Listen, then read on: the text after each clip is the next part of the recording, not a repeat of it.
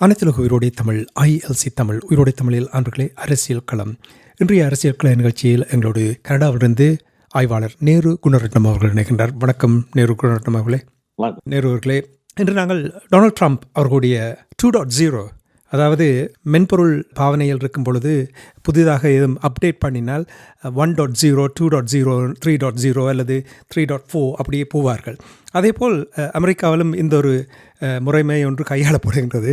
அது டொனால்ட் ட்ரம்ப்புக்காகவோ என்னவோ எனக்கு தெரியவில்லை. அவருடைய 1.0வை நாங்கள் எல்லோரும் பார்த்து விட்டோம் 6 ஆண்டுகளுக்கு முன்னதாக. இப்பொழுது 2.0வில் இருக்கின்றோம். அவருடைய இந்த அதிரடி தேர்வு பாரிய சிக்கல்களை ஏற்படுத்தி இருக்கின்றது, உள்நாட்டிலும் சரி வெளிநாட்டிலும் சரி. முதலில் எங்களுடைய உறவுகளுக்கு கூறுங்கள், இவருடைய இந்த தெரிவு கிட்டத்தட்ட இப்போ நான் நினைக்கிறேன் 6 வாரங்கள், அதற்கிடையில் நிறைய தலையீடுகளை ஏற்படுத்தி இருக்கின்றார். எவ்வாறு நீங்கள் அவதானிக்கிறீர்கள் ட்ரம்பினுடைய வரவு? நாங்கள் அவரை 2.0 சொல்லிவிட்டோம். மறுபடியும் அவருக்கு -1.0 சொன்னதான் இலவா இருக்கு பல விஷயம் பேசுவது. ஆனால் நம்மவர்கள் பழகிவிட்டார்கள் இந்த 1.0, 2.0, 3.0 என்றால் அதில் அப்படியே நாங்கள் அதை கூட்டிக் கொண்டு போய்விட்டோம். ஆனால் அது இப்பொழுது அவருடைய தெரிவும் சரி. இப்ப ட்ரம்பை யாருன்னு இப்ப டீகோட் பண்ண அவரை யாருன்னு தெரிந்தாலே பல விஷயங்கள் இலகுவாயிடும். ஒன்று, அவர் யாரும் பேச்சையும் கேட்க மாட்டார். ஒன்று. இரண்டாவது, தான் செய்வதெல்லாம் சரி என்றுவார். உலகத்தின் பெருநாயகனே தான் என்று தான் சொல்லுவார். ஆகவே என்னை கடந்து உலகத்திலேயே, அது அமெரிக்காவுக்குள் மட்டுமல்ல உலகத்திலேயே எதுவும் கிடையாது இந்த சிந்தனை உடையவர். ஆனால் முதல் தரம் ஆட்சியில் இருந்த பொழுது 1.0 அவர் ஓரளவு அருகில் இருக்கக்கூடியவர்கள் சொல்லதை கொஞ்சமாவது கேட்டார். இந்த முறை அவர் எதுவையும் கேட்பதாக இல்லை, அவருக்கு எதுவையும் சொல்வதற்கு யாரும் தயாராகவும் இல்லை. ஆகவே இதுதான் இருக்கக்கூடிய சிக்கல். ஆகவே இது 2 விதத்தில் இந்த 2.0 பார்க்கலாம். ஒன்று, உள்நாட்டுக்குள் அவர் ஏற்படுத்தக்கூடிய தாக்கங்கள் என்னவாக இருக்கும். இரண்டாவது, அவர் வெளிநாடுகளில் ஏற்படுத்தக்கூடிய தாக்கங்கள் என்னவாக இருக்கும். இது எவ்வாறான மாற்றங்களை இந்த ஒழுங்கில் ஏற்படுத்தக்கூடியது, அது அரசியல் ரீதியாக எவ்வாறான தாக்கத்தை ஏற்படுத்தக்கூடியது. இன்னொன்று, இராணுவ ரீதியாக என்ன விதமான தாக்கங்களை ஏற்படுத்தக்கூடியது. மூன்றாவது, பொருளாதார ரீதியாக இதனுடைய தாக்கம் எவ்வாறு இருக்கும்.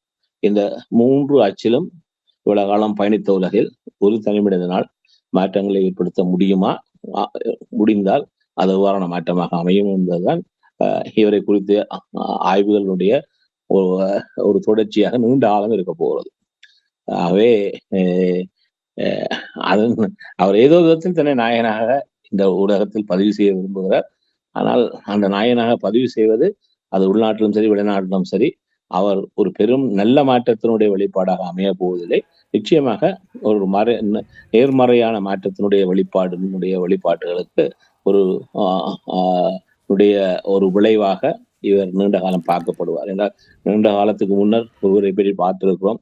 2வது உலக போரை நடத்தியவர் ஹிட்லர் என்று சொன்னார்.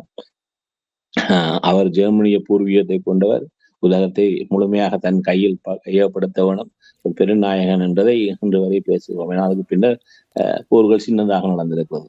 இப்பொழுது இவருடைய வாயிலும் ஒரு சொல் வருகிறது, 3வது உலக போர். ஆகவே இவருடைய பின்புலமும் அதே ஜெர்மனியை சார்ந்ததுதான். அவர் இப்பொழுது தங்கள் அருகில் வைத்திருக்கக்கூடிய 2வது நாயகன், அதாவது இவர் முதல் நாயகன் என்றால் எலன் மஸ்க் 2வது நாயகர். இந்த இருவரும் ஜெர்மனிய பூர்வீகத்திலிருந்து சம்பந்தப்பட்டவர்கள் தான்.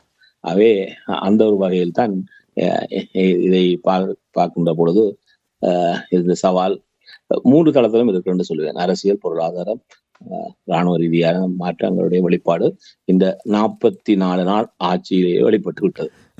நாங்கள் வெளிநாடு தொடர்பாக பார்ப்பதற்கு முன்னதாக உள்நாட்டு அவருடைய பதவியின் அவர் ஏற்றிருக்கின்ற இந்த காலத்தில் எவ்வாறான தாக்கத்தை ஏற்படுத்தப் போகின்ற என்று நீங்கள் அவதானிக்கிறீர்கள். அது மட்டுமில்லாமல் வாக்களித்தவர்கள் இப்பொழுது என்ன சிந்திப்பார்கள் என்று நீங்கள் அவர்களுக்கு திருப்தியாக இருக்கிறதா அல்லது தாங்கள் தவறாக வாக்களித்து விட்டோம் என்று சிந்திக்க தொடங்கிவிட்டார்களா? இப்பொழுது இவருடைய தெரிவின் பின்புலம் அமெரிக்காவுடைய மக்கள் இவ்வாறு சிந்திக்கிறார்கள், ஏன் இவ்வாறு சிந்திக்கிறார்கள் என்பதுடைய ஒரு வெளிப்பாட்டினுடைய வடிவம் தான் அது. அமெரிக்கா 2 விதமாக பிரிந்து கிடக்கிறது இப்பொழுது. பெருநகர பகுதி மக்கள், அதை வெளியே இருக்கக்கூடிய மக்கள். நீங்க ஆழமாக பார்த்தோம்னு சொன்னால் இவருடைய 2 தெரிவின் பொழுதும் பெருநில அதாவது பெருநகர பகுதி மக்கள் இவருக்கு ஆதரவாக வாக்களிக்கவில்லை. அது நியூயார்க்காக இருந்தாலும் சரி, கலிபோர்னியா மாநிலத்தினுடைய பிரதான நகரங்களாக இருந்தாலும் சரி, இவர் வளமையாக வெல்லக்கூடிய, அதாவது ரிப்பப்ளிகன் கட்சி எப்பொழுதும் வெல்லக்கூடிய டெக்சஸாக இருந்தாலும் சரி, புளோரிடாக இருந்தாலும் சரி, இதனுடைய பெருநகர பகுதியில் எடுத்து பாருங்க, அது ஹியூஸ்டனாக இருக்கட்டும், இந்த பகுதிகள் எல்லாம் அந்த பெருநகர பகுதியில் இவர் வெல்லவில்லை. அதை வெளியே இருக்கக்கூடிய பகுதியை தான் வென்றார். அவை அந்த மக்களுக்கு என்ன சிக்கல், ஏன் அவர்கள் இவருடைய தெரிவை விரும்புகிறார்கள் சொன்னால், அவர்கள் பூர்வீகமான, அதாவது பூர்வீகம் இந்த எங்களுடைய வட அமெரிக்காவில் இருக்கக்கூடிய நாங்கள் ஒருத்தரும் பூர்வீக மக்கள் அல்ல. அமெரிக்காவிலும் சரி, கனடாவிலும் சரி, பூர்வீக மக்கள் என்று ஒரு பகுதியினர் இருப்பார்கள். அவரை எல்லாரும் மறந்து விட்டார்கள். அவர்கள்லாம் இந்த மண்ணுடைய சொந்தக்காரர்கள், நாங்கள் எல்லாம் ஆக்கிரமிப்பாளர்கள். ஆகவே இங்கு இந்த ஆக்கிரமித்திருக்கக்கூடிய மக்களில் இந்த காலத்துக்கு முதல் வந்த மக்கள் என்று சொன்னால் அவர்கள் இந்த கிராம பகுதிகள் அல்லது பெருநகர பகுதிக்கு வெளியே தான் இருக்கிறார்கள்.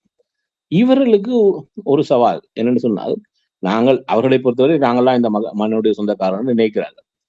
அவர்கள் என்ன நினைக்கிறார்கள் சொன்னால், எங்களுடைய வளர்ச்சி பெரிதாக அமையவில்லை, பொருளாதார ரீதியாக தாங்கள் பெரிதாக வளரவில்லை, நாங்கள் அவ்வாறையே தான் இருக்கிறோம். ஆனால் எங்களுக்கு பின்னர் வந்தவர்கள் இப்பொழுது பெரும் பணம் உள்ளவர்களாக இந்த நகரப்பகுதிகளில் இருக்கிறார்கள்.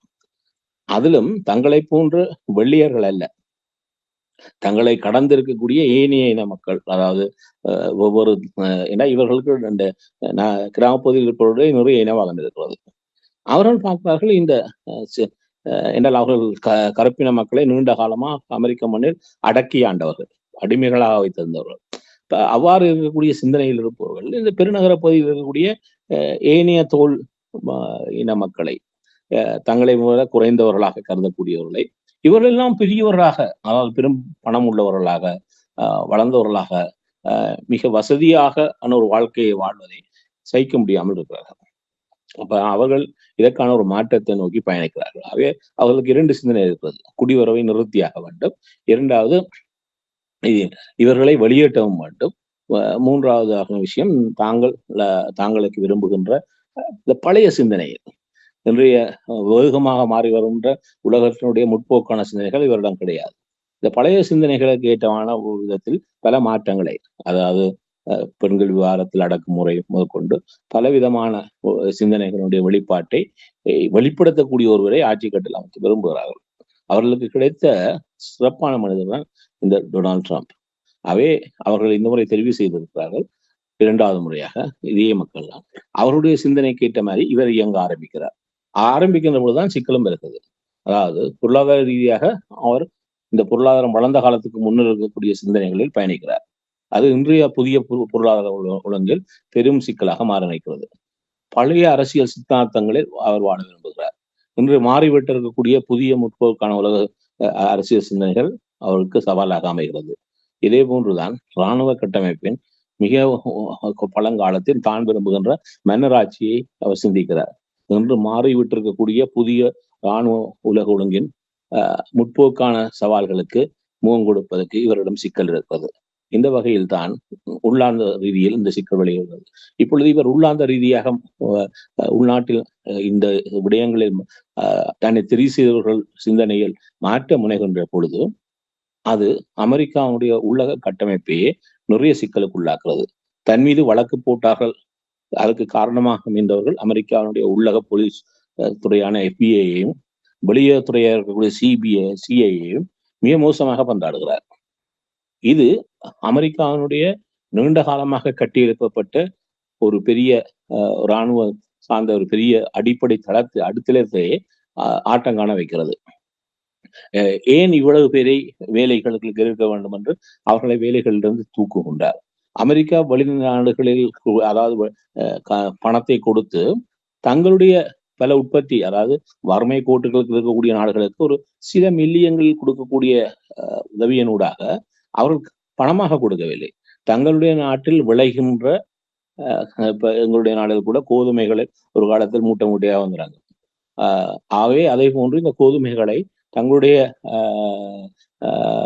விவசாயிகளுடைய இந்த உற்பத்தி பொருட்களை அவர்களுக்கு கொடுப்பதனூடாக அந்த பணத்தை தங்களுடைய விவசாயிகளுக்கு கொடுத்து அவர்களை உற்சாகப்படுத்தி வைத்திருக்கிற ஒரு பொறிமுறை தான் இந்த வெளிநாட்டுக்கு செய்யக்கூடிய யுஎஸ்ஏடினுடைய உதவிகள் எல்லாம். இப்பொழுது அதை முழுமையாக நிறுத்திவிட பாதிக்கப்பட்டவர்களாக மாறி இருப்பவர்கள் அவருடைய விவசாயிகள் தான்.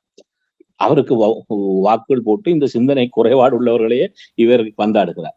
ஆகவே பலவிதத்தில் அவர் உதவி செய்கிறேன் என்று முன்னெடுக்கின்ற மிக பழைய கால சிந்தனைகள் எல்லாம் இந்த 21ஆம் நூற்றாண்டுடைய உலக ஒழுங்குமுறைக்கு மிக முரணானவை.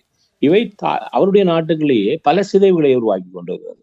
அதாவது பலருக்கும் நம்மவர்களுக்கு புரியாத ஒரு விஷயம், உலகத்தில் இந்த யூனிவர்சல் ஹெல்த் கேர் என்று சொல்லக்கூடிய இலவசமான மக்களுக்கான அடிப்படை சுகாதார உதவிகள், இது ஐரோப்பிய வட்டையில் இருக்கக்கூடிய எல்லா நாடுகளும் இருக்கிறது. இங்கிலாந்தில் இருந்து எல்லா நாடுகளும் இருக்கிறது. இந்தியா, சீனா, இலங்கையில் கூட இருக்கிறது இந்த இலவச யூனிவர்சல் ஹெல்த் கேர். கனடாவில் முழுமையாக இருக்கிறது. அதாவது இந்த யூனிவர்சல் ஹெல்த் கேர் உலகத்தில் 72 நாடுகளில் இருக்கிறது. 74 நாடுகள் மட்டும்தான் இருக்கிறது. இந்த 72 நாடுகள் இருக்கக்கூடியவர்கள் மக்கள், அதாவது சீனாவையும் இந்தியாவையும் சேர்த்தாலே பெருமண்ணிக்கான மக்கள் வந்து விடுவார்கள். அவை கிட்டத்தட்ட உலகத்தில் இருக்கக்கூடிய 69% மக்களுக்கு இவ்வாறான இலவசமான ஒரு சுகாதார உதவிகள் இருக்கிறது. ஆனால் நம்மவர்கள் ஒருவருக்கும் தெரியாத விடயம், உலகத்தில் வளர்ந்துவிட்ட நாடுகளில் ஒரே ஒரு நாட்டில் இந்த யூனிவர்சல் ஹெல்த் கேர் கிடையாது என்பது அமெரிக்காவில் மட்டும்தான். இந்த அமெரிக்காவில் மக்கள் தங்களுடைய சுகாதாரங்களுக்காக காப்புறுதிகளை, அதாவது இன்சூரன்ஸை எடுத்துத்தான் தங்களை காப்பாற்றிக் கொள்ள முடியும். ஆகவே இவ்வாறான ஒரு சவால் நிறைந்த ஒரு சூழலில் அதை மக்களுக்கு ஓரளவு செய்து கொடுப்பதற்கு ஒரு ஆட்சியும் ஏதோ செய்யும். ஆனால் இவர் அவற்றை எல்லாம் பிரித்து போடுகிறார்.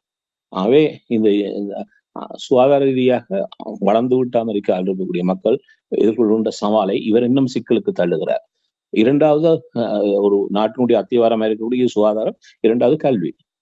அமெரிக்காவில் இருந்த கல்விக் கொள்கை, அதாவது எல்லா மாநிலங்களும், அதாவது பின்தங்கிய இவரை தெரிவு செய்யக்கூடிய பல மாநிலங்கள் மிக பிற்போக்கான சிந்தனைகள் இருக்கிறது, கல்வி சிந்தனைகள்.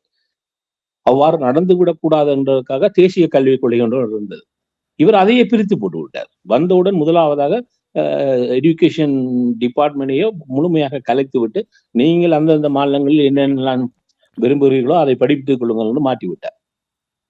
அப்ப அது நடைபெறுகிறது. இவரை தெரிவு செய்யக்கூடிய இந்த ரெட் மாநிலங்கள் சொல்லக்கூடிய பிற்போக்கான மாநிலங்கள்ல அவர்கள் தாங்கள் விரும்புகின்ற கல்விக் கொள்கை எல்லாத்தையும் தங்களுடைய மாணவர்களுக்கு போடுவார்கள். இது நீண்ட காலத்தில் உருவாகின்ற ஒரு புதிய சிந்தனை, ஒரு சந்ததியின் உருவாக்கத்தினுடைய அடிப்படையே சேர்த்து விடக்கூடியது. அவை இவருடைய தாக்கங்கள் இன்று அல்ல, நீண்ட காலத்துக்கு மாற்றக்கூடியது. மூன்றாவது ஒரு நாட்டுடைய இதா இருக்கக்கூடியது நீதித்துறை. நீதித்துறையில் இவர் தான் விரும்புகின்றவர்களை, தாங்கள் விரும்புகின்ற தீர்ப்புகளை தரக்கூடியவர்களை, அதாவது உச்ச நீதிமன்றமாக அமெரிக்காவுடைய உச்ச நீதிமன்றத்தில் 9 பேரில் 6 பேரை தன்னவர்களாக மாற்றிவிட்டார். அவர் போவதற்கு முதல் இப்பொழுது இருப்பதில் ஒரு 2 இறந்து விட்டால் அவர் அதையும் தனக்கு ஆனவர்களாக மாற்றி விட்டார் என்று சொன்னால், அமெரிக்காவில் உச்ச நீதிமன்றத்தில் இருப்பவர்கள் இறக்கும் வரையும் இருப்பார்கள். அவர் என்ன செய்கிறார் என்றால், மற்றவர்கள் போல வயதானவர்களை நியமிக்காமல் மிக இளையவர்களை நியமிக்கிறார். என்றால் அவர்கள் ஒரு 30-40 ஆண்டுகள் இருக்க போறார்கள். இருந்துவிட்டால் அமெரிக்காவுடைய பிற்போக்கு சிந்தனைகளை காண தீர்ப்புகளை வழங்குவதாக ஒரு உச்ச நீதிமன்றத்தை உருவாக்கி விடுவார். ஆகவே அமெரிக்காவுடைய இவரால் ஏற்படுத்தக்கூடிய உலக சவால் என்பது அமெரிக்கா நீண்ட காலத்துக்கு பல விளைவுகளை கொண்டதாக அமைய போவதாக ஏற்படுத்தும் தாக்கம் நீண்ட காலத்துக்கு பாதிக்கலாம் என்று நீங்கள் கூறுவதை ஏன் அமெரிக்க அந்த உள்நாட்டு மக்களால் இதை பார்க்க முடியாமல் இருக்கிறார்கள்? 2 விதமான மக்கள் அங்கு இருக்கிறார்கள். ஒன்று, நகரப்பகுதியில் இருக்கக்கூடிய மக்கள். அதில் பெரும்பான்மையானவர்கள் சமீப காலங்களில் கனடாவுக்கு சென்றவர்களாகத்தான் பெரும்பான்மையானவர்கள் நகரப்பகுதியில் இருக்கிறார்கள். உள்ளே இருக்கக்கூடியவர்களுக்கு அவ்வளவு பிற்போக்கான சிந்தனையில் இருக்கிறார்கள் என்னுடைய வெளிப்பாடுதான் இப்பொழுது இவரை தெரிவு செய்த பொழுது இருந்ததும் பார்க்க இப்பொழுது அவருக்கான ஆதரவு குறைந்திருக்கிறது. அப்படி என்றால் வெளிவந்து போராடுவதற்கான வாய்ப்பு இருக்கிறது. ஏனென்றால் இப்படியே இருந்தால் இப்போ நீங்கள் கூறியது போல் ஒரு லாங் டேர்ம் நெகட்டிவ் இம்பேக்டை உருவாக்கும் என்றால், எதிர்மறையான தாக்கத்தை ஏற்படுத்தும் என்றால் அதை பார்த்து கொண்டிருப்பார்களா?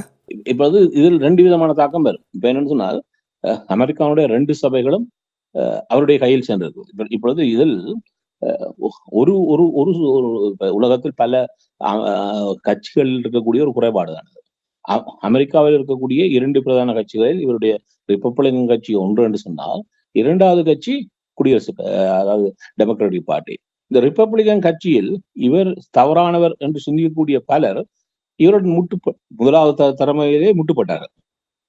ஆனால் அவரை முழுமையாக எதிர்கொள்ள முடியாமல், அவர்களுக்கான முழுமையான ஆதரவை உள்ளே இருப்பவர்கள் வழங்க தவறியதனால் அவர்கள் அரசியலிருந்து விலகி போய்விட்டார்கள். நிறுத்து நிற்பதற்கு அங்கு யாரும் இப்பொழுது அந்த ரிப்பப்ளிகன் கட்சியே இவர் என்ன சொன்னாலும் சரி என்று தலையாட்டுகின்ற ஒரு பொம்மைகளாக மாறிவிட்டார். இன்னொரு விதத்தில் பார்த்தீங்கன்னு சொன்னால், சரி இவர் ஆபத்தானவர் என்று சொன்னால் இவருடைய வெற்றியை இவரை கடந்து உருவாக்கக்கூடிய கட்டாயம் இருப்பது எதிர்கட்சியான குடியரசு டெமோக்ராட்டிக் கட்சிக்கு தான். அந்த குடியரசு கட்சியில் டெமோக்ராட்டிக் கட்சியில் இருக்கக்கூடிய குறைபாடு என்று சொன்னால், சரி நீங்கள் ஜனாதிபதி தேர்தலில் தோல்வி அடைந்திருந்தால் குறைந்தபட்சம் செனட் சபையாவது உங்கள் கட்டுக்குள் வைத்திருக்க வேண்டும். அது அவரை கட்டுப்படுத்துவதற்கான ஒரு பொறிமுறையாக உங்களிடம் இருந்திருக்கும். அதையும் செய்யவில்லை. காங்கிரஸை போன முறை போல இழந்தார்கள்.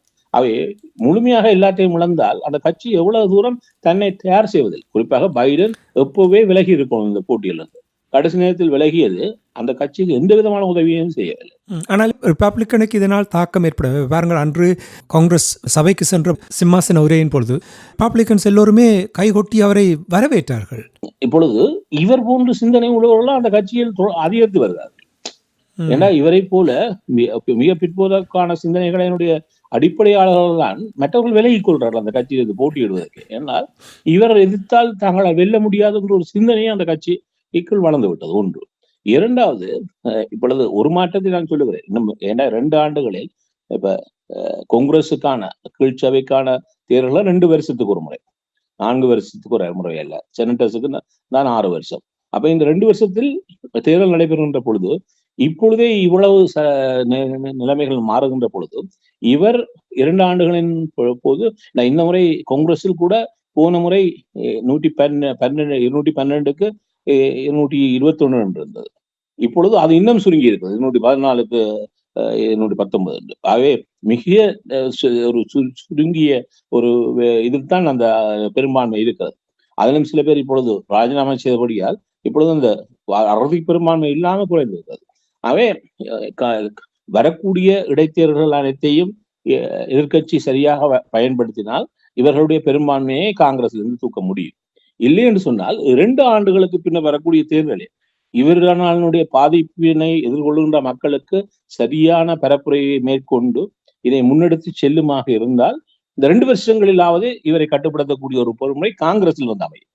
அதே அல்லது என்னால் 3-2 செனட்டர்ஸுக்கு கூட தேர்தல் இருக்கிறது 2 ஆண்டுகள். அவே அது என்ன தேர்தல், அதில் இவர்கள் எத்தனை பேர் போட்டியிடுகிறார்கள், அதை எவ்வாறு மாற்ற முடியும், எங்கெங்கெல்லாம் மாற்ற முடியும். ஏன்னா சில இடங்களில் இலகுவாக டெமோக்ராட்டிக் தான் வெல்லும், எந்த தொகுதிகளில் அதை ஃபிளிப் பண்ணலாம் என்பதெல்லாம் சரியாக திட்டமிடுவார்களாக இருந்தால் அது தெரியும். ஆனால் இப்பொழுது கூட அவர்கள் அந்த திட்டத்தில் இல்லை. ஏன்னா இந்த நீங்க சொன்னது சிம்மாசன உரை பேசுகின்ற பொழுது இவர்கள் எவ்வாறு அதை கை கொள்ளுவது என்று தெரியாமலே எதிர்கட்சி இருந்தது. அதன் பின்னர் அதை பேசுகின்றவர்களுக்கு அவர்கள் அனுமதித்தவர் அவர் சிறப்பாக தான் பேசினார். ஆனால் அதில் கட்சிக்கான அவர் ஒரு தனி மனுஷியாக பேசிவிட்டு சென்றார் புதிய செனட்டராக. ஆனால் அதை கடந்து ஒரு கட்சியினுடைய செயற்பாட்டினுடைய அடுத்த வடிவமாக அந்த பேச்சு அமையவில்லை.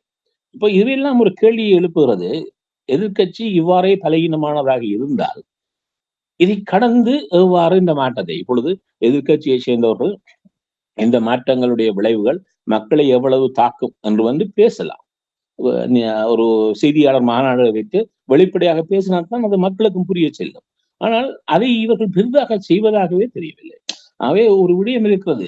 இவர்கள் விளைவாக விழித்தெளிந்து சரியான முறையிலான எதிர்மறையை ஆட்டுவார்களாக இருந்தால் அரசியல் ரீதியாக 2 ஆண்டுகளில் ஒரு மாற்றத்துக்கான வாய்ப்பு இருக்குன்னா மீண்டும் ஒரு தேர்தல் இருக்கிறது. முழுமையான கீழ்ச்சபைக்கும் மேல்சபையில் 1/3 செனட்டர்ஸ்ல 1/3 தெரிவும் 2 ஆண்டுகளில் இருக்கிறது. அதிலாவது ஒரு மாற்றத்தை உருவாக்கினார்களாக இருந்தால் அடுத்து வரக்கூடிய அதாவது இந்த 2 ஆண்டுகளுக்கு பின்னர் இருக்கக்கூடிய இவருடைய 2 ஆண்டுகளை ஓரளவு இவரை கட்டுப்படுத்த முனையலாம். அது ஒன்று இவர்களிடம் கையில் இருப்பது செய்வார்கள் பார்க்கலாம். ஆனால் அவருக்கும் தெரிகிறது இந்த மாற்றங்கள் வந்தால் தனக்கு சிக்கல் வரலாம் என்பதால் தான் அவர் வந்த முதல் நாளிலிருந்தே தொடங்கிவிட்டார் எல்லாத்தையும். அப்ப அவர் காத்திருக்க விரும்பவில்லை. முதல் ஆண்டில் ஒரு ஆண்டுகள் ஒரு மாதிரி இவ்வாறு இருந்தால் பின்னர் அடங்கி போய்விட்டார். ஆனா இந்த முறை அவர் எதுக்கும் ஏன்னா இதுதான் தன்னுடைய இறுதி ஆண்டு, என்ன 2 தேர்தல்கள் தான் அவர் கலந்து கொள்ள முடியும் என்ற ரீதியில் இந்த முழுமையான 4 ஆண்டுகளில் ஒரு நாள் கூட தான் விரும்புகின்ற மாற்றத்தினுடைய தவறு இருக்கக்கூடாது என்பதற்காக அவர் முழுமையாக அந்த பயணத்தில் இருக்கிறார். ஆகவே இது ஆபத்தானது. இது அமெரிக்காவை உள்நாட்டிலேயே மிக மோசமாக இந்த மாற்றத்தினுடைய ஒரு பிரதிபலிப்பை நீண்ட காலம் அமெரிக்காவுக்கு வெளிப்படுத்தக்கூடியது. அதை உணர்கின்ற பொழுது இப்ப இந்த உலகத்தில் இருக்கக்கூடிய மக்களுக்கும் நாங்கள் புரிந்து கொள்ளலாம். அவர்கள் அந்த மாற்றம் தங்களுடைய கதவை தட்டி உனக்கு இன்று மாற்றத்தை உருவாக்குகிறேன் என்று அதை உணரும் வரையும் அவர்கள் அதை வெளிப்படுத்துவது இல்லை. அவர்கள் கைதட்டி கொண்டே இருப்பார்கள். இது எல்லா இன மக்களுக்கும் பொதுவான ஒரு நிலைப்பாடுதான். எங்களுக்கு அந்த மாற்றத்தினுடைய பாதிப்பு வந்து சேரும் வரையும் அது பக்கத்து வீட்டை சேர்ந்தாலும் கூட சிரித்து கொண்டுதான் இருக்கும் கைதட்டி. எங்களை பாதிக்கின்ற பொழுதுதான் ஐயோ பாதித்து விட்டது என்று அந்த மாற்றத்தினுடைய வெளிப்பாடு வெளியே வரும். ஆக இப்பொழுது இவர் உருவாக்கக்கூடிய விடயங்கள் மக்களிடம் ஒரு பாதிப்பாக சென்றடைய இன்னும் முழுமையாக அடையவில்லை. அது காலத்தை எடுத்துக்கொள்ளும். ஏனால் இப்பொழுது இந்த மாற்றத்தின் வெளிப்பாடுகள் கொஞ்சம் கொஞ்சமாக அதனுடைய வெளிப்பாட்டை மக்களுக்கு கொண்டு போய் சேர்ப்பதற்கு காலம் இருக்கிறது. ஏன்னா இப்பொழுது 43 நாட்கள், ஆகவே 44 நாட்கள். அப்ப ஆகவே இந்த மாற்றம் அவர் மக்களை சென்றடைகின்ற பொழுது நீங்க சொல்லக்கூடிய மாற்றங்கள் வரும். இந்த மாற்றங்களுடைய வெளிப்பாடாக பெருநகர பகுதிகள், ஏன்னா கிராம பகுதிகள் எல்லாம் பெரிய ஆர்ப்பாட்டம் இருக்காது, பெருநகர பகுதிகளில் ஆர்ப்பாட்டம் அதிகரிக்கும். ஏன்னா முதல் தடவையாக இந்த சிம்மாசன வரியை பார்த்தீங்கன்னா தெரியும், அமெரிக்கா 2ஆக பிளந்து இருக்கிறது என்பதை அவருடைய உரியை காட்டியது. அரைவாசி பேரை காட்டி சொன்னார், இவர்கள் எல்லாம் யார், அடுத்த முறை தெரிவு செய்ய மாட்டேங்க எல்லாம் மிரட்டினார். அப்ப அவர்கள் அந்த பகுதியில் ஒருவரையும் இப்ப வளமையாக ஒரு சிம்மாசன உரையை நான் அமெரிக்காவை பிரதிநிதித்துவப்படுத்தக்கூடிய எல்லா மக்களையும் பிரதிநிதித்துவப்படுத்தக்கூடிய ஒரு தலைவர், நான் எல்லாரையும் உங்களை அழைத்து செல்வேன் என்றுதான் பேசுவார்கள். என்னால் உலகம் முழுக்க பார்த்து கொண்டிருக்கும் ஒரு தங்களுடைய நாட்டுக்களே புலவு இருப்பதை அவர் வெளிப்படுத்த மாட்டார் எந்த ஒரு ஜனாதிபதி. ஆனா இவர் வெளிப்படுத்தியே சொன்னார், பாருங்கடா நான் பிரிச்சு வச்சிருக்கேன் இந்த நாட்டையே, அவர் எல்லாவற்றையுமே இலகுவாக வெளிப்படுத்தி விடுவார். டொனால்ட் ட்ரம்ப்பும் ஜெலன்ஸ்கி அவர்களோடு எவ்வாறு அந்த உலகமே பார்த்து கொண்டிருக்கும் பொழுது நாகரிகம் இல்லாத விதத்தில் அவர் செயல்பட்டார்கள்.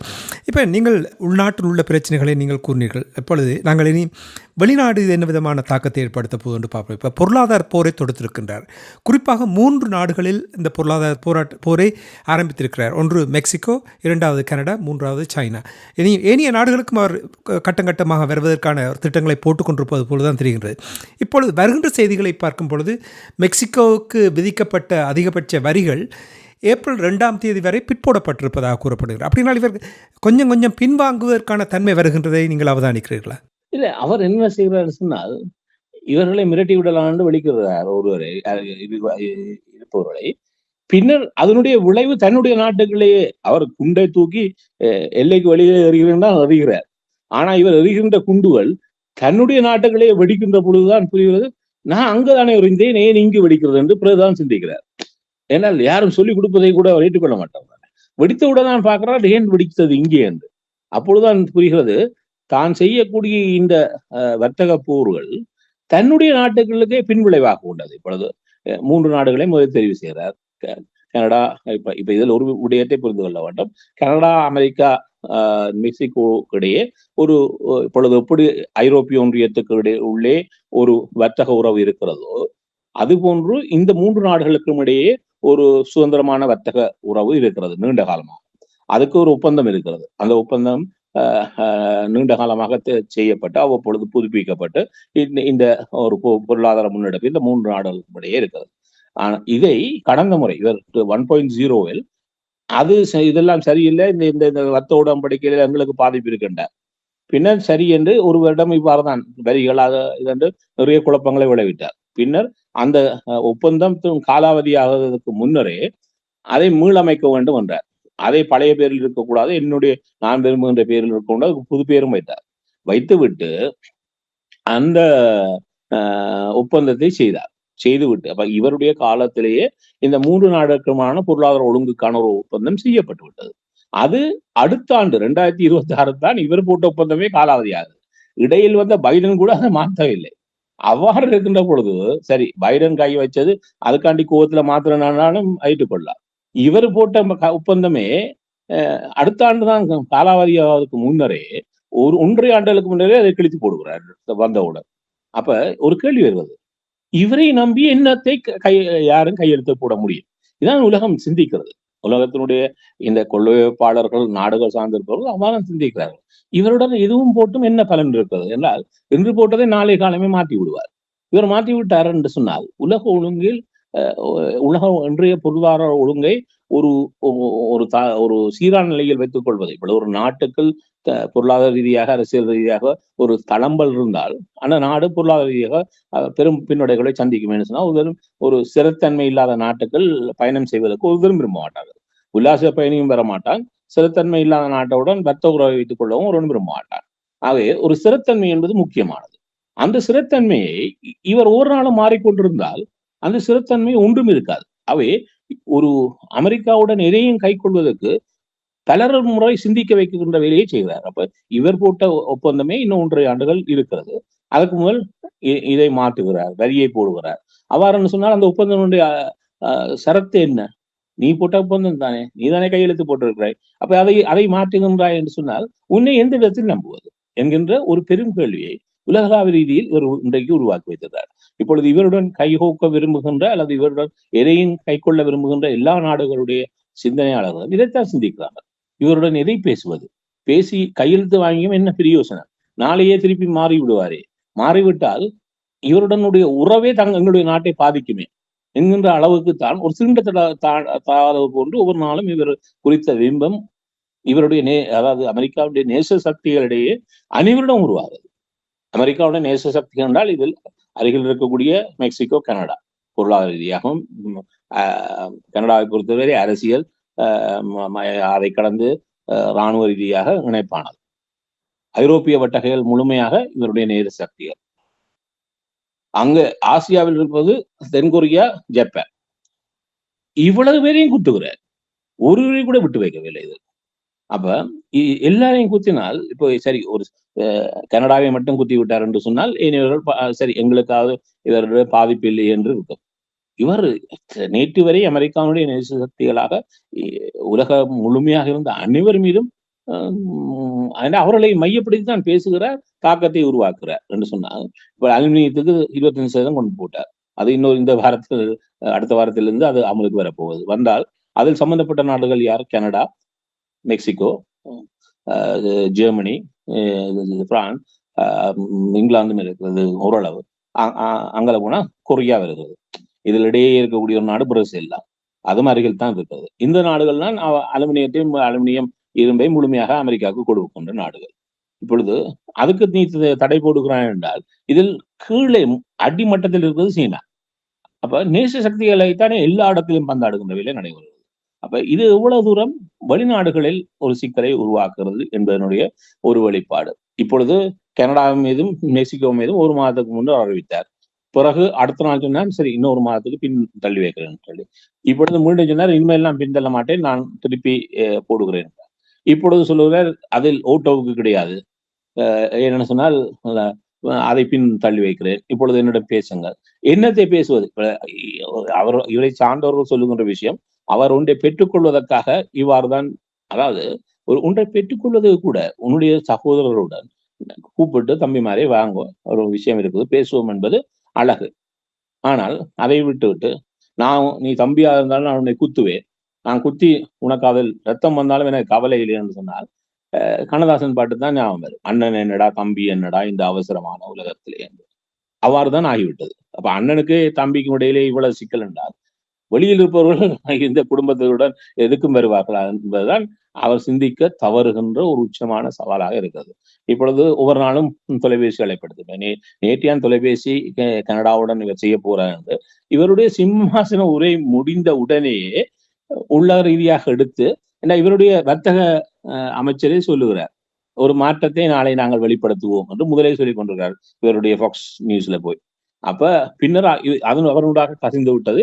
இவர் கனடிய பிரதமருடன் தொலைபேசியில் பேச போகிறார் என்று. அப்ப அதை முதலில் போட்டதே CNN தான். இப்படி இவர் நாளை கனடிய பிரதமருடன் பேச போகிறார் என்று. அப்ப தொலைபேசி அழைப்பை எடுக்க போவதற்கு சிந்தித்தவர்களே அவர்கள் தான். அதுதான் கனடாவில் இருக்கக்கூடிய இதுகளில் இப்படி CNN சொல்லுகிறேன் தான் சொன்னார். ஏன்னா இங்கிருந்து எதுவும் போகவில்லை. ஆனால் கடைசியாக கனடிய பிரதமருடன் பேசிவிட்டு எவ்வாறு செய்தியை வெளியே விட்டார்? அவர் என்னுடன் அழைத்து பேசினார் என்றார். இரண்டாவது விஷயம் சொன்னார், அவர் என்னுடைய காலில் விழுந்து கெஞ்சினார் என்ற மாதிரி எழுதினார். அப்பொழுதும் கனடிய பிரதமர் என்று போடவில்லை, கனடாவுடைய கவர்னர் என்று. ஏன்னால் அவருக்கு இது ஒரு மாநிலம் என்று சொல்வதில் தான் ஒரு ஆசை. அதனால் கவர்னர் என்று மீண்டும் எழுதினார்.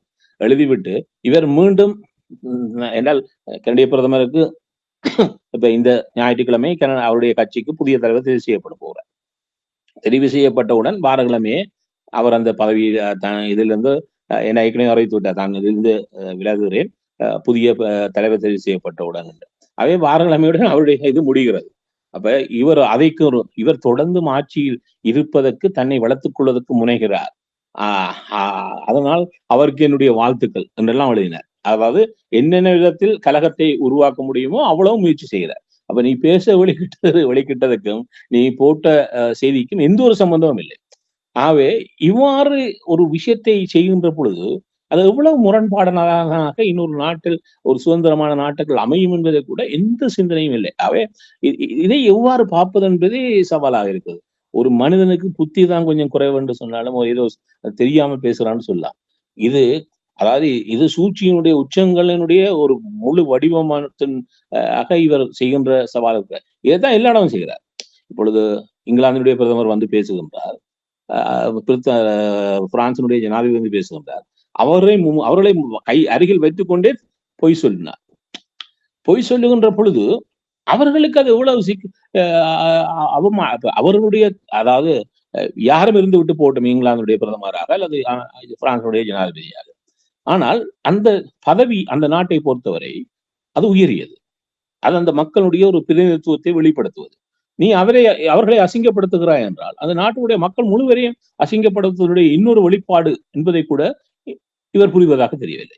அவே இருவரையும் வைத்துக் கொண்டு ஒரே பொய் சொன்னார், பல பொய் சொன்னார். ஆனா ஒரு பொய் சொன்னார், நான் தான் உக்ரைனுக்கு எல்லா காசையும் நாங்கெல்லாம் கொடுத்தோம், இவர்கள் ஒரு காசும் கொடுக்கவில்லை, இவர்கள் கொடுத்த காசை கூட கடனாகத்தான் கொடுத்தார்கள், அவை அதை திருப்பி கொடுக்க வேண்டும் என்றெல்லாம் சொன்ன பொழுது இருவரும் தலையிட்டார்கள். இல்லை, நாங்கள் அவ்வாறு கொடுக்கவில்லை,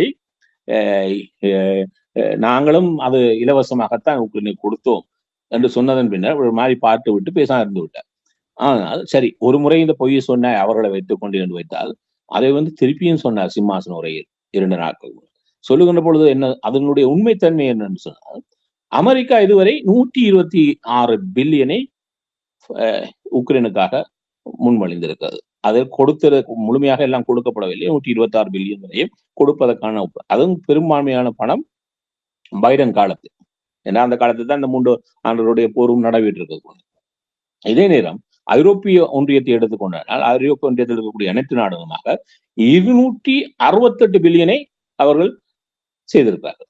அதே 126 பில்லியனை மட்டும் ஒப்புக்கொண்ட அமெரிக்கா என்னுடைய இதை அவர் 380 பில்லியனாக காட்டுகிறார். அமெரிக்காவிலும் பார்க்க 2 மடங்களுக்கு மேலாக ஒத்தாசை செய்திருக்கக்கூடிய ஐரோப்பிய ஒன்றியத்தை ஒன்றுமே செய்யவில்லை, கடனுக்கு கொடுத்தார்கள், திருப்பி கொடுக்க வேண்டும் என்றார். யுக்ரைனுக்கு கொடுத்தது கடன் என்றால் இஸ்ரேலுக்கு கொடுத்தது என்னது? அது இப்பொழுது என்ன சொல்லுகிறார், இஸ்ரேலுக்கு கொடுக்கின்ற பொழுது சொல்லுகிறார், நீங்கள் மீண்டும் அதாவது காசாவே உருக்குலைந்து கிடக்குது, அங்கு ஒரு கட்டடம் கூட வாழக்கூடிய நிலையில் இல்லை. ஏன்னா 23 லட்சம் மக்கள் வாழ்ந்த ஒரு நிலப்பகுதி. இப்பொழுது நாங்கள் குடாவில் வாழ்ந்திருக்கிறோம் சொன்னால் யாழ்குடாவில் இருந்த மக்களே 6 லட்சத்துக்கு தான் இருந்து கொண்டிருந்தோம். இந்த 6 லட்சம் இவ்வளவு பெரிய நிலப்பரப்பில் வாழ்ந்தோம். ஆனால் மிக சிறிய ஒரு நிலப்பரப்புகள் காசாவில் 23 லட்சம் மக்கள் வாழ்ந்திருக்காரு. அப்போ இவ்வளவு கடுமையான, ஏன்னால் மேல் மாடிகளாக கட்டினால்தான் அவங்களால் இருக்க முடியும். நிலத்தில் இருந்து இருப்பதற்கான நிலைமை இல்லை. அவ்வாறு கட்டிய அனைத்தையும் உருக்குலைத்துட்டார்கள். இப்பொழுது மிச்சம் மக்கள் அங்கங்கு இதாக இருக்கிறார்கள் என்று சொல்லுகிறார். ஹமாஸ் நான் சொன்னதையெல்லாம் கேட்கவில்லை என்று சொன்னால் நாங்கள் எல்லாத்தையும் தருகிறோம், இதை முடித்து விடு என்கிறார் இஸ்ரேல். அப்ப எனக்கு புரியவில்லை, அங்கு முடிப்பதற்கு என்ன கிடக்கிறது என்று. அப்ப இதுதான் ட்ரம்புடைய வெளிப்பாடா இருக்கிறது. இஸ்ரேலுக்கு நான் எல்லாத்தையும் வழி தருவேன், ஏனென்றால் அவருடைய மருமகன் ஒருவன் யூதர்.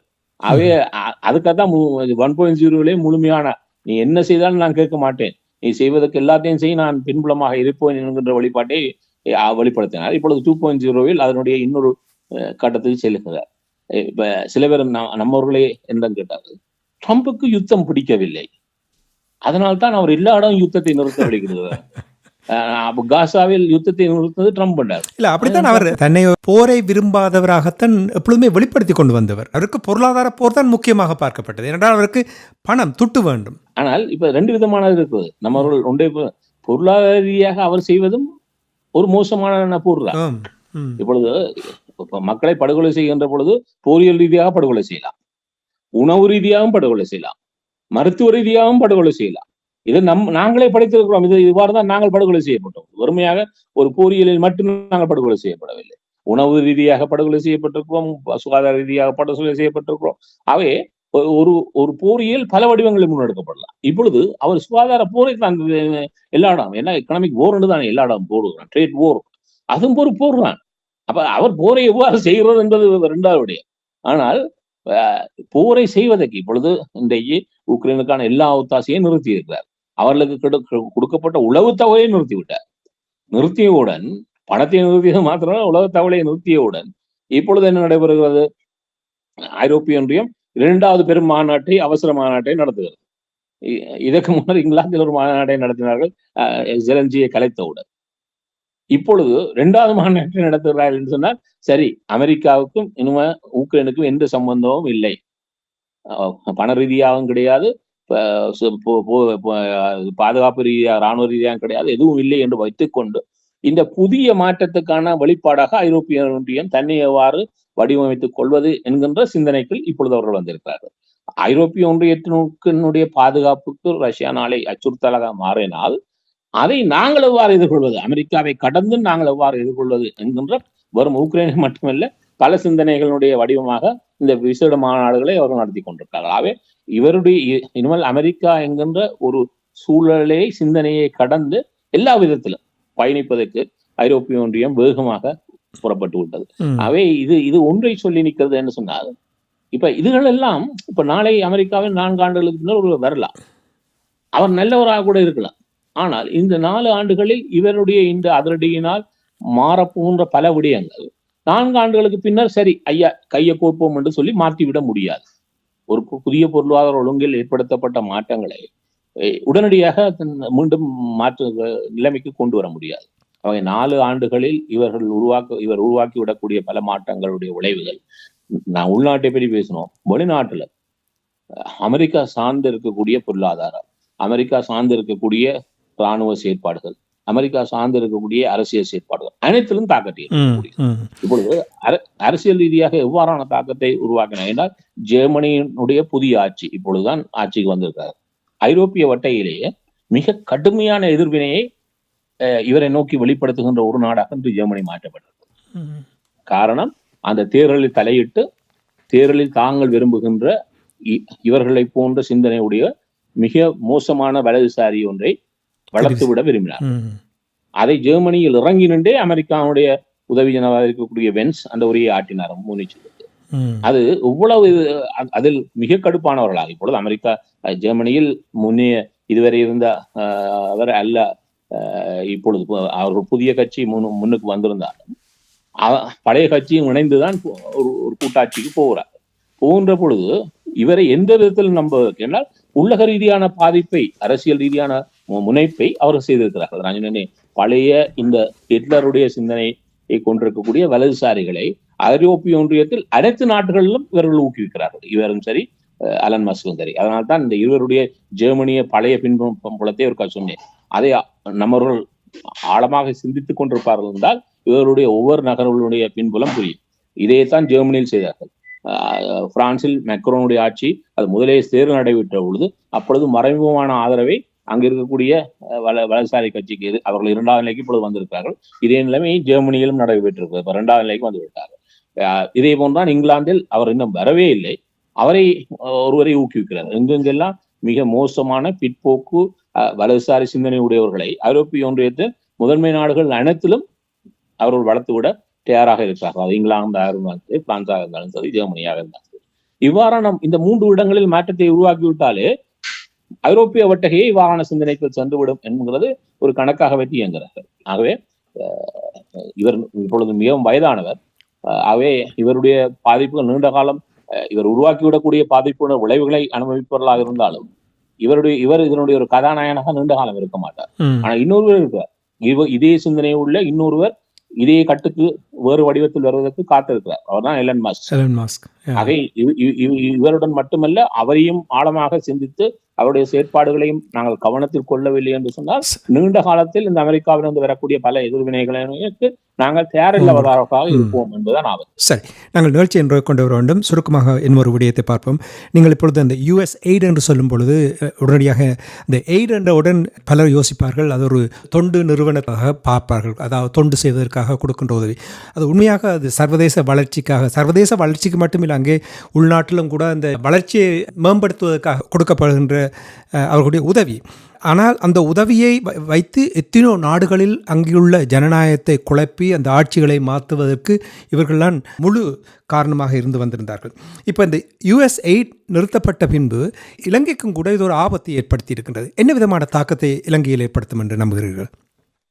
இது 3 விதமா பார்க்கலாம். அரசியல் ரீதியாக பார்த்தோம்னு சொன்னால் இவருடைய சிந்தனைக்கும் இலங்கையில் இப்பொழுது ஆட்சியில் இருக்கக்கூடிய சிந்தனைகளும் ஒன்றல்ல. ஆனால் இப்ப இவரை பொறுத்தவரை இந்த ஏனைய நாடுகளோ இந்த ரீதியாக சிந்தித்து ஆசிய வட்டைகள், ஏன்னா 1.0 கூட ஆசிய வட்டைகள் பெரும் ஒரு கரிசனை கொண்டதாக அமையவில்லை. இப்பொழுதுதான் அதே ஆபத்து தான் இருக்கிறது. இப்பொழுது மோடி வந்த பொழுது சொன்னார், நாங்கள் எல்லாம் ஒற்றுமையாக இருக்க வேண்டும் என்று சொன்னார், சீனாவை எதிர்கொள்வதற்கு என்று சொன்னார். சொல்லிவிட்டு அதில் வைத்துக் கொண்டே மோடியை குத்தினார். எவ்வாறு குத்தினார்? இந்தியா தான் எங்களுக்கு மிக மோசமான நாடு என்றார். எங்களுக்கு அதிகமான வரி போடுவதும் இந்தியா தான் என்றார். அதை அங்கு மட்டும் அவரை வைத்துக் கொண்டு மட்டும் சொல்லவில்லை, சிம்மாசன உரையிலும் இந்தியாவை தனித்துவமாக வெளுத்து வாங்கினார்.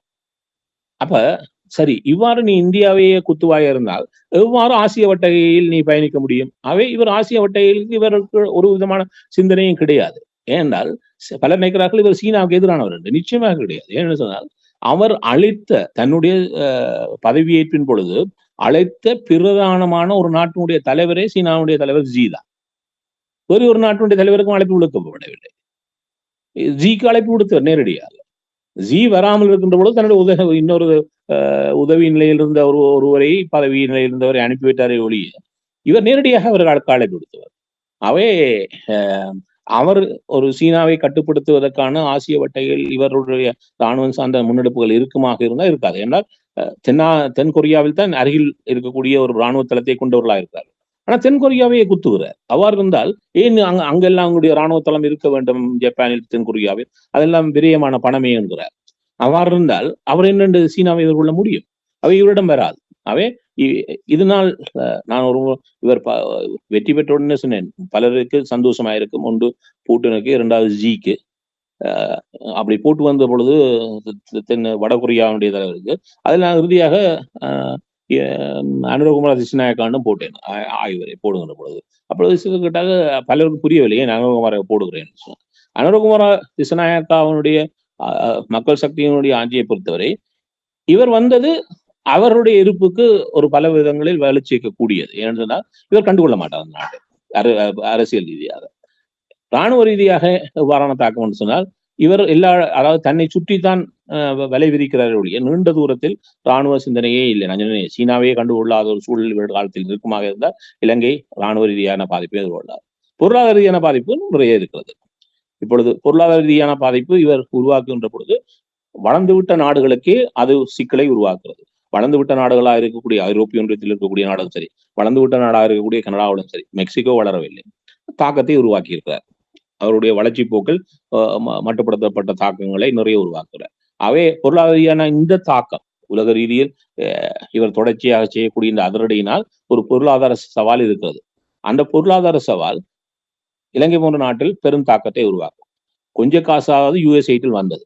IMF எவ்வாறான சிக்கலுக்கு எதிர்காலத்தில் செல்லும் என்றால் அது அமெரிக்காவுடைய ஒரு பின்புல ஆதரவுடன் இருக்கக்கூடிய ஒரு ஸ்தலம் தான். அது எவ்வாறான தாக்கத்துக்கு செல்லும் என்பது ஒரு கேள்விக்குறியாகவே இருக்க போகிறது. அவை பொருளாதார ரீதியாக இலங்கையுடைய வளர்ச்சி நிலையை கொண்டு எடுத்து செல்வதற்கு இப்ப காசை கொடுக்கக்கூடிய பல நாடுகள் இனிமே காசை கொடுக்காது ஒரு குறிப்பிட்ட காலத்துக்கு. என்று சொன்னால் இவர் உருவாக்கக்கூடிய தாக்கங்கள் தங்களுடைய நாட்டில் தக்க வைப்பதற்கே அந்த நாடுகள் பெருமளவு காலத்தை அடுத்து வரக்கூடிய 4 ஆண்டுகளில் குறைந்தபட்சம் 2 ஆண்டுகளாவது அதுக்குள்ளேயே நீக்க போகிறார்கள். அவை ஒரு வெளிநாட்டு பணம் சார்ந்த உதவி இலங்கைக்கு பெருமளவில் கிடைக்க போவது இல்லை. இது அவருடைய பொருளாதாரத்தில் உருவாக்கக்கூடிய சவால். ஆனா அவருக்கு ஒரு பிளஸ் இருக்குதுன்னு சொன்னால் இலங்கை எதெல்லாம் தங்களுக்கு ஆபத்து நினைக்கிறதோ அந்த ஆபத்தான தளங்களை இவரே சிதைக்கிறார். ஐநாவுடைய பொதுச்சபையிலிருந்து ஐநாவுடைய சமத்து அதனுடைய அங்கங்களாக இருக்கக்கூடிய ஏனைய அனைத்து துறைகளிலும் கை வைக்கிறார். உலக சுகாதாரத்திலிருந்து வெளியேறுகிறார். உலக காலநிலை மாற்றத்தினுடைய கட்டமைப்பில் இருந்து முழுமையாக தன்னை வெளியிட்டிருக்கிறார். இதெல்லாம் நீண்ட காலத்தில் அதாவது இந்த பூமி பந்தினுடைய நீண்ட காலத்தில் பெரும் தாக்கத்தை ஏற்படுத்தக்கூடியது இந்த காலநிலை மாற்றத்தினுடைய இவர் ஏற்படுத்துகின்ற பெரும் சிதைவுகள். 3வது விடயம் இருக்கிறது. உப அமைப்புகளாக இருக்கக்கூடிய ஐநாவுடைய மனித உரிமைகள் அவையத்திலிருந்து வெளியேறுகிறார். இது தாக்கத்தை உருவாக்க போகிறது. அடுத்ததாக ஐநாவுடைய முக்கிய அங்கங்களாக இருக்கக்கூடிய குற்றவியல் நீதிமன்றமாக இருந்தாலும் சரி, இன்டர்நேஷனல் கோர்ட் ஆஃப் ஜஸ்டிஸ் ஆக இருந்தாலும் சரி, அதை இவர் முழுமையாக ஏற்றுக்கொள்ளவில்லை. அது சம்பந்தப்பட்டவர்கள் அமெரிக்காவுக்கு வந்தால் தடையெல்லாம் போடுகிறார். அவை அந்த அமைப்புகள் மீது அழுத்தத்தை ஏற்படுத்துகிறார். இவை அனைத்தும் இலங்கைக்கு இருக்கக்கூடிய அழுத்தங்களை குறைத்து விடுவதாக மாறிவிடும். அவை அனுரா தரப்பில் இருந்து கொண்டால் இவ்வளவு தாக்கங்களையும் கடந்து அமெரிக்கா உருவாக்கக்கூடிய உள்ளக குழப்பங்கள் என்றால் அமெரிக்காவுடைய புலனாய்வுத்துறையை இவர் மிக மோசமாக பலவீனப்படுத்துவது. அவ்வாறு இருந்தால் அது அவர்களுக்கான உள்ளகத்தில் வரக்கூடிய சவாலை ஒரு முக்கிய நாடு சார்ந்து மட்டுப்படுத்த போகிறது. என்றால் அமெரிக்கா தான் கடந்த கோத்தபாயனுடைய ஆட்சி மாற்றத்தினுடைய பிரதான பவிவாகம் வைத்த நாடு. அவ்வாறான சூழல் இவருடைய காலத்தில் அமையாது. அவே அவர்கள் தங்களை தற்காத்துக் கொள்வதற்கான பொறிமுறைகளை வகுத்துக் கொள்ளக்கூடிய வாய்ப்புகள் இருக்குது. தமிழர்களை எடுத்துக்கொண்டால் தமிழர்களுக்கு வாய்ப்பாக இருக்கும் என்று நாங்கள் நினைத்த பல களங்கள் இப்பொழுது மிக மோசமாக பலவீனப்பட்டு நிற்கிறது. ஆகவே இவைகளை கடந்து இவருடைய இந்த 4 ஆண்டுகளை கடந்து இலங்கை விவகாரத்தை எடுத்து செல்வதாக இருந்தால் அதில் இருக்கக்கூடிய சவால் சொன்னா இந்த 4 ஆண்டுகளில் எங்களுடைய விடயங்கள் மேலும் பலவீனப்பட்டு போவாங்க. ஏற்கனவே மோசமாக பலவீனப்பட்டிருக்கிறோம் என்றால் எங்களுடைய சிந்தனைகளில் இருக்கக்கூடிய தொலைநோக்கு பார்வையில் சரியான சிந்தனை இல்லாமல் இருப்பதும் அதுக்கேற்ற இந்த சவால்களுக்கேற்ற வகையிலான புதிய செயற்பாட்டு வடிவங்களூடாக பயணிக்க முடியாதவர்களாக நாங்கள் பின்தங்கி இருப்பதுதான் அதனுடைய முக்கிய காரணம். அதை நாங்கள் சரியான முறையை கைக்கொள்ளவில்லை என்று சொன்னால் இந்த 4 ஆண்டுகள் தமிழருடைய விடயத்தை மேலும் மோசமான பின்னடைவுகள் தள்ளும். அதை நம்மவர்கள் புரிந்து கொள்வார்களா என்றால் கேள்வி இருக்குன்னா சாதாரண சூழலையே புரிந்து கொள்ள முடியாதவர்களாக இருக்கிறோம். அசாதாரண சூழலை எவ்வாறு புரிந்து கொள்வோம் என்பதுதான் இங்க இருக்கக்கூடிய கேள்வி. என்றால் இப்பொழுதும் நம்மவர்கள் ஏதோ அமெரிக்கா ட்ரம்பினுடைய ஆட்சி காலத்திலும் கூட பல மாற்றங்களை எங்களுக்காக செய்யும் என்று கனவு உலகத்தில் வாழ்கிறார்கள். இவர்கள் எந்த உலகத்தில் வாழ்கிறார்கள் என்று எனக்கு புரியவில்லை. ஆனா அமெரிக்காவுடைய இவ்வளவு காலமும் கைகோத்து நின்ற கனடாவே நடுவீதியில் நிற்கிறதுன்னு சொன்னால் நம்மளுடைய நிலையை ஒரு முறை யோசித்து பாருங்கள். அவே எந்த ஒரு அசாதாரண சூழ்நிலையாக இருந்தாலும் சரி அதில் பயணிப்பதுதான் ஒரு ஒரு சிறந்த சிந்தனையாளனுடைய கெட்டித்தனமாக இருக்கும். அவ்வாறான சிறந்த சிந்தனைகளுடைய வெளிப்பாடாக தமிழர்கள் வெளிப்படுவார்களா என்பது இது இந்த காலம் அவர்களுக்கு உருவாக்கக்கூடிய உச்சமான சவால். அதை நாங்கள் விவேகத்துடன் கையாளுவோமா என்பது ஒரு பெரும் கேள்விக்குறியாக வைக்கிறேன். ஆனால் இந்த சிந்தனைகளுக்கு ஒரு சவாலை விடுக்கிறேன். நம்மவர்களுக்கு ஆழமான தொலைநோக்குடன் சரியான சிந்தனையை பயணிப்பதனூடாக உங்களுடைய இதை வெளிப்படுத்துங்கன்னா தமிழருடைய இது சாதாரணம் அல்ல. இப்பொழுது தமிழ்நாட்டில் எடுத்திருக்கக்கூடிய இந்த இரும்பு விடயங்களை வைத்துக் கொண்டு ஒரு பெரிய விதியையும் சொல்லுகிறார்கள். அதாவது இரும்பினுடைய மாற்றம் அதாவது மனிதனுடைய பாவனையில் இரும்பு வந்ததனுடைய இதனாக இதுவரை துருக்கி தான் அடையாளப்படுத்தப்பட்டிருக்கிறது. இந்த அங்கெடுத்தவைதான் அதனுடைய. ஆனால் இப்பொழுது துருக்கியில் எடுத்ததை விட பழமை வாய்ந்தது தமிழ் நிலத்தில் கண்டுபிடிக்கப்பட்டிருக்கிறது. அதை வைத்துக் கொண்டு சொல்றார்கள். அவை இரும்பு பாவனையினுடைய காலம் தமிழர்களிடமிருந்து ஆரம்பிக்கிறதா? இதுவரை கண்டுபிடித்தது அது இப்பொழுது அதைத்தான் சொல்லியிருக்கிறது. ஆகவே அவ்வளவு தூரம் 5000 ஆண்டுகளுக்கு முன்னரே இரும்பு பாவனையை கொண்ட தமிழனுடைய ஒரு வரலாற்றிலிருந்து வந்தவர்கள் என்று எங்களை சொல்லிக் கொள்வதாக இருந்தால், இவ்வளவு வளர்ச்சி பெற்ற ஒரு இனத்தினுடைய சிந்தனை இன்று இவ்வளவுத்துக்கு மோசமாக சுருங்கி இருக்கிறதா என்றால் அது எங்கள் ஒவ்வொருவரையும் பார்த்து நாங்கள் வெட்கப்பட வேண்டிய விடயம்.